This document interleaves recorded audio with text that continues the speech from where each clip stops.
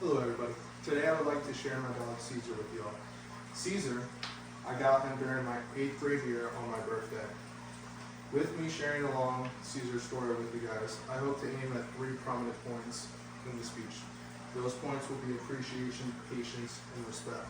Now, let's get on with the rest of the speech. So first, I'd like to fully introduce Caesar to y'all.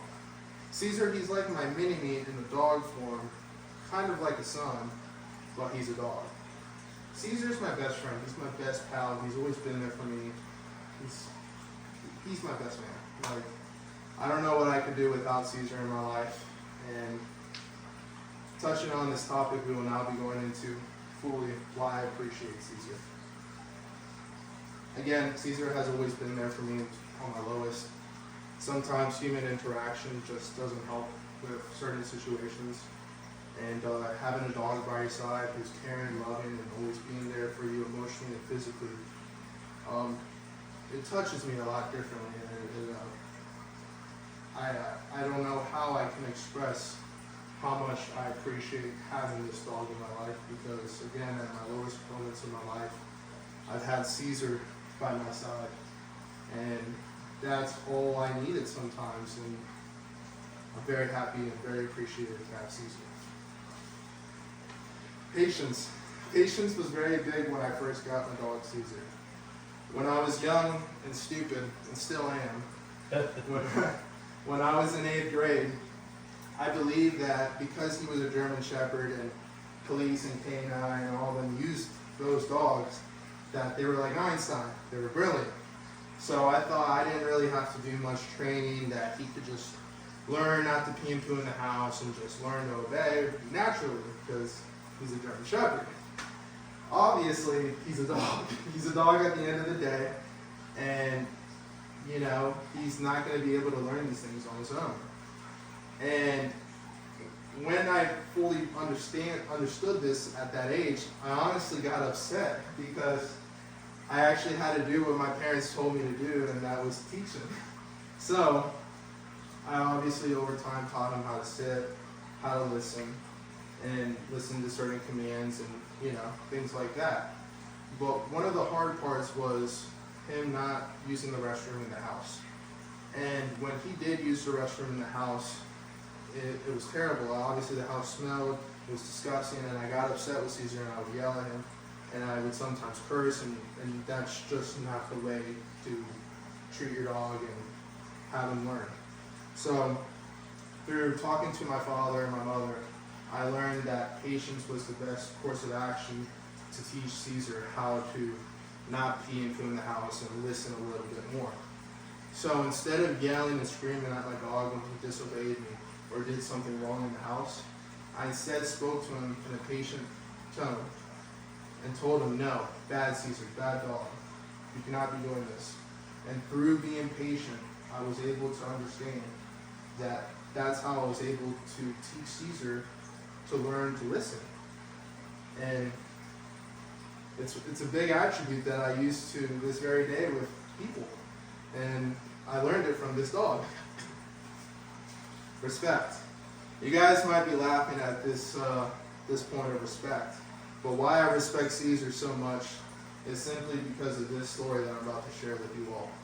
So one night, around the beginning of the COVID lockdown, I was sitting right here in this exact spot. I don't know if you can see on the camera, right there, in this basement, and I wanted something that was outside in the shed in the backyard.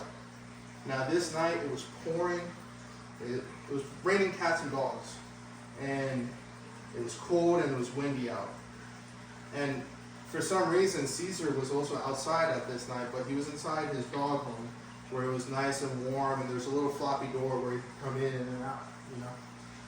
So, me not knowing that he was out in the house, not knowing, even if I did know, why would I care?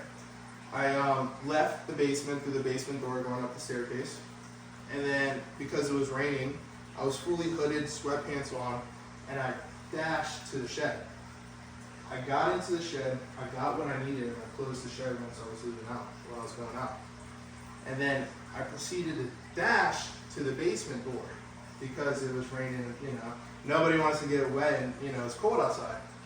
And out of nowhere, like completely out of nowhere, I just felt a pressure, a force on my arm. And I looked, and it was Caesar. He jumped. As tall as I am, he jumped and bit my arm. And with his pressure, with the pressure of the force that he bit my arm down, and his body weight, he pulled me down to the ground. Almost like a police dog, and honestly, I was terrified. I was scared. I didn't know what was going on. Why was my dog attacking me? Why did he grab my arm? Why am I being pulled down? So out of this fear, I got my hand and I smacked him across the face out of fear because he had my arm like this. If he didn't know who I was. I had my hood on and everything. He didn't realize it was me. Once he realized it was me, he looked at me, started whimpering, started to cry, and started to lick the spot where he had bitten me. And out of this frustration, I got up angry and enraged because my dog had just attacked me. I came down to the basement, obviously Caesar following me behind me wet, and I'm soaked up as well. I proceed to go upstairs to the bathroom. I take off my clothes and I shower in a warm shower. And in this moment, I was still enraged that I had just gotten attacked by my dog. But in the back of my head, I started to realize that Caesar wasn't doing that because it was me. Not at all. Like, that's just ridiculous. But he was doing that because he was protecting the house and where everybody here lives. And out of this, I realized that Caesar had just risked it all to run outside, out of his dog home, which, you know, to be honest, not all dogs do. Ran out and charged at me, took me down, and was proceeding to handle me like if I was a bad guy. And out of this, I learned that I had to respect Caesar. That Caesar was just more than just a dog. Caesar was Caesar. And this dog just taught me to respect him, and it's crazy because he's a dog. I don't know how a dog could have taught me this, but Caesar taught me this. And ever since then, I can't fathom and understand why I've gone to respect Caesar the way I have, but I have. Ending this story of Caesar, I can say that he's taught me some very valuable lessons in life in general. And I am so thankful to have such a wonderful, loving, caring dog. He loves everybody in the house. He's a family dog. He's as you guys can see, he's right there. I'm kind of getting emotional. I'm very, very thankful and appreciative, and so thankful to have this dog in my life. And if I didn't have him in my life, I wouldn't have learned some of the valuable lessons that I know and carry on and cherish through this day and so on. So, to end this story off, I would like to thank you guys for listening to my commemorative tribute speech about my dog Caesar. Thank you.